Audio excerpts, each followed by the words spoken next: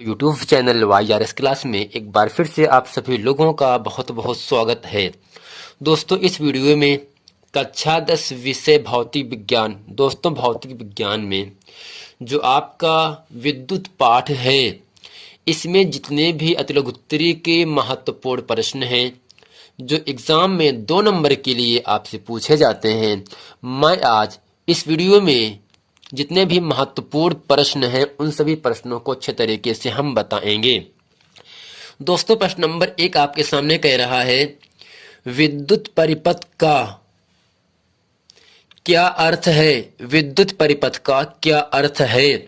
दोस्तों, इसमें लिखेंगे तो दोस्तों विद्युत का मतलब होता है बिजली होता है, परिपथ का मतलब होता है तार को बढ़ाना, यानी किसी विद्युत धारा के, दोस्तों धारा का मतलब करंट होता है, किसी विद्युत धारा के सतत तथा बंद पथ को विद्युत परिपथ कहते हैं। यानी दोस्तों किसी विद्युत धारा के लगातार तथा बंद परिपथ को, बंद पथ को विद्युत परिपथ कहते हैं। दोस्तों, प्रश्न नंबर 2 आपके सामने कह रहा है, प्रश्न नंबर 2 2018 में पूछा गया है। दूसरा है, 1 एम्पियर की परिभाषा दीजिए या विद्युत धारा के मात्रक की परिभाषा लिखिए। दोस्तों, प्रश्न नंबर 2 बहुत ही महत्वपूर्ण प्रश्न है। इसमें आपको लिखना है, यदि किसी परिपथ में 1 सेकंड में 1 कूलाम आवेश प्रवाहित होता है तो परिपथ में प्रवाहित धारा का मान 1 एम्पियर होता है। यानी दोस्तों अगर किसी परिपथ में 1 सेकंड में 1 कूलाम आवेश प्रवाहित हो रहा हो तो उस परिपथ में जो विद्युत धारा बहेगी वह भी आपकी 1 एम्पियर ही होगी। प्रश्न नंबर दोस्तों 3 आपके सामने कह रहा है, आवेश क्यों, धारा आई तथा समय t में संबंध लिखिए।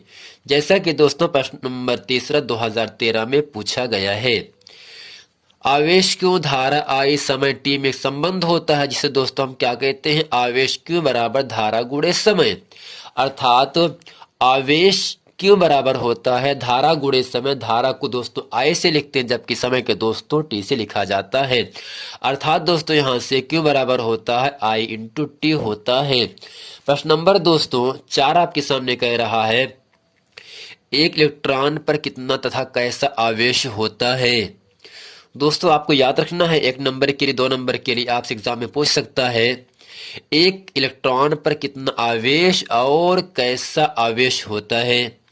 दोस्तों 1 इलेक्ट्रॉन पर जो आवेश होता है वह 1.6 गुणे 10⁻19 कूलाम, जबकि दोस्तों जो -19 है ये माइनस में ही, अर्थात क्या है, ऋणावेश है। दोस्तों आपको याद रखना है, 1 इलेक्ट्रॉन पर 1.6 गुणे 10⁻19 कूलम आवेश होता है। और कैसा आवेश होता है दोस्तों, तो आपको बता देना है, ऋणात्मक आवेश होता है। अब दोस्तों प्रश्न नंबर नेक्स्ट आपके सामने कह रहा है, प्रश्न नंबर दोस्तों 21वां आपके सामने कह रहा है, विद्युत धारा के ऊष्मीय प्रभाव से आप क्या समझते हैं। दोस्तों ये जो प्रश्न है 2013 में पूछा गया है। इसमें हम लिखेंगे, जब किसी चालक तार में विद्युत धारा प्रवाहित की जाती है तो यह गर्म हो जाता है। अर्थात विद्युत धारा के प्रभाव से तार के पदार्थ में ऊष्मा उत्पन्न होती है। यह प्रभाव विद्युत धारा का ऊष्मीय प्रभाव कहलाता है। जैसे दोस्तों आपके घर में जो वायरिंग की जाती है वो आपका लगभग एक परिपथ का कार्य करता है। जब करंट प्रवाहित होता है, जो परिपथ होगा, जो तार होगा, वो धीरे धीरे गर्म हो जाता है। तो जब गर्म हो जाता है तो उसमें से ऊष्मा उत्पन्न होने लगता है, यानी परिपथ से ऊष्मा का उत्पन्न होना विद्युत धारा का ऊष्मीय प्रभाव कहलाता है। यानी दोस्तों जब किसी चालक तार में, यानी चालक तार का मतलब होता है ऐसा चालक तार जिसमें विद्युत धारा प्रवाहित कर सकते हैं आप, उसे कहते हैं चालक तार। यानी जब किसी चालक तार में हम करंट को प्रवाहित करते हैं तो जो तार होता है वह धीरे धीरे गर्म हो जाता है, अर्थात उसके पदार्थ में ऊष्मा उत्पन्न हो जाता है। पदार्थ में ऊष्मा का उत्पन्न होना विद्युत धारा का उसमें प्रभाव कहलाता है। दोस्तों प्रश्न नंबर 22 आपके सामने कह रहा है, विद्युत ऊर्जा से आप क्या समझते हैं? विद्युत ऊर्जा से आप क्या समझते हैं? इसमें लिखेंगे, किसी चालक में विद्युत आवेश प्रवाहित करने में जो ऊर्जा व्यय होती है, जो ऊर्जा खर्च होती है, उसे विद्युत ऊर्जा कहते हैं। यानी जब किसी चालक में विद्युत आवेश प्रवाहित किया जाता है तो प्रवाहित करने में जो ऊर्जा खर्च होती है उस ऊर्जा को दोस्तों हम कहते हैं विद्युत ऊर्जा कहते हैं। दोस्तों प्रश्न नंबर 23 आपके सामने कह रहा है, जूल, वोल्ट तथा कूलाम में क्या संबंध होता है? जैसा कि दोस्तों 2014 में यह प्रश्न पूछा गया है। दोस्तों आपको याद रखना है, वोल्ट बराबर होता है जूल बटे कूलाम, जूल बटे कूलाम। इसको दोस्तों ये आपका सूत्र है, इसको आपको 2 नंबर में आपसे पूछा जाएगा और इसे आपको लिखना पड़ता है। जूल, कूलाम और वोल्ट में क्या संबंध होगा, तो आपको लिखना है वोल्ट बराबर जूल बटे कूलाम होता है। प्रश्न नंबर 224 आपके सामने कह रहा है, यहाँ से विद्युत टोस्टरों तथा विद्युत इस्त्रियों के यानी प्रेस के तापन अवयव शुद्ध धातु के न बनाकर किसी मिश्र धातु के क्यों बनाए जाते हैं? दोस्तों इसमें लिखेंगे, विद्युत टोस्टरों तथा विद्युत इस्त्रियों के तापन अवयव शुद्ध धातु के न बनाकर किसी मिश्र धातु के बनाए जाते हैं, क्योंकि मिश्र धातु का प्रतिरोध शुद्ध धातु से अधिक होता है, इसलिए वे सरलता से गर्म होकर ताप प्रदान करते हैं। यानी दोस्तों जो विद्युत टोस्टर हो या विद्युत इस्त्री हो, जो प्रेस होता है, उसका जो पदार्थ लगा होता है दोस्तों, जो धातु होता है, वो शुद्ध धातु के अगर ना बनाया जाए, किसी मिश्र धातु के बनाए जाएं यदि, तो जो मिश्र धातु का जो प्रतिरोध होता है वह शुद्ध धातु से अधिक होता है, ज्यादा होता है, इसलिए वे सरलता से गर्म होकर ताप प्रदान यानी उष्मा गर्माहट उत्पन्न कर देते हैं।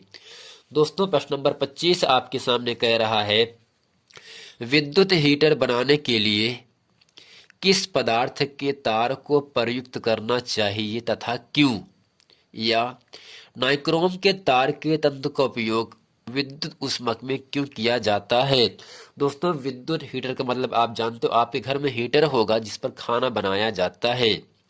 दोस्तों इसमें लिखेंगे हम नाइक्रोम के तार को, यानी विद्युत हीटर बनाने में किस पदार्थ का उपयोग किया जाता है दोस्तों, तो आपको बता देना है नाइक्रोम के तार को। क्यों इसका उपयोग होता है? क्योंकि इसका गलनांक काफी अधिक होता है तथा उच्च ताप तक गर्म होने पर यह ऑक्सीकृत नहीं होता है। दोस्तों प्रश्न नंबर 26 आपके सामने कह रहा है, विद्युत परिपथ के सामान्य तार तथा फ्यूज के तार में क्या अंतर होता है? जैसा कि दोस्तों 2017 और 2018 में यह प्रश्न पूछा गया है। दोस्तों इसमें लिखेंगे, विद्युत परिपथ के सामान्य तार के तार में क्या अंतर होगा, यानी फ्यूज तार और सामान्य तार में क्या अंतर होता है? दोस्तों सामान्य तार जो होता है वो कम होता है उसका गलनांक, लेकिन जो विद्युत का फ्यूज तार होता है उसका गलनांक सामान्य तार की अपेक्षा से अधिक होता है। यानी दोस्तों फ्यूज के तार का गलनांक विद्युत परिपथ के सामान्य तार से कम होता है। प्रश्न नंबर दोस्तों 27वां आपके सामने कह रहा है, विद्युत फ्यूज किस धातु का बनाया जाता है तथा क्यों? दोस्तों विद्युत फ्यूज सीसा, टिन व तांबे की मिश्र धातु का बना होता है, क्योंकि इसका गलनांक कम होता है।